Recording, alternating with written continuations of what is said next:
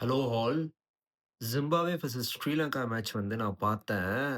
ஸ்ரீலங்கா வந்து நல்ல ஒரு டார்கெட் தான் குடுத்திருந்தாங்க. கிட்டத்தட்ட ஆல்மோஸ்ட் 180 வந்து சேஸ் பண்ணணும். ஆனா ஜிம்பாப்வே வந்து ஒரு பிரஷர வந்து அழகா ஹேண்டில் பண்ணி 182 ஃபார் 4. அதுவும் கேப்டன்லாம் வந்து கூலா விளையாட்டு போறாரு அவரோட இன்னிங்ஸ வந்துட்டு. வேற லெவல்ல பெர்ஃபார்ம் பண்றாங்க ஜிம்பாப்வே வந்துட்டு. ஆல்ரெடி வந்து ஆஸ்திரேலியாவ தோற்கடிச்சுட்டாங்க. இப்போ ஸ்ரீலங்காவ தோற்கடிச்சுட்டாங்க. இப்போ ஆல்ரெடி வந்து சூப்பர் 8 உள்ள வந்துட்டாங்க. இன்னும் அவங்க வந்து அன்டிஃபீட்டட் ஸ்ட்ரீக்க மெயின்டெயின் பண்ணுவாங்களா? இல்ல அடுத்தது செமி ஃபைனல்ஸ் உள்ள போவாங்களா எப்படியாவது? அவங்க செமி ஃபைனல்ஸ் ரீச் ஆனாலே அதெல்லாம் ரொம்ப பெரிய விஷயம். ரொம்ப வருஷம் கழிச்சு இந்த மாரி ஒரு ஜிம்பாப்வே டீம் வந்திருக்குது.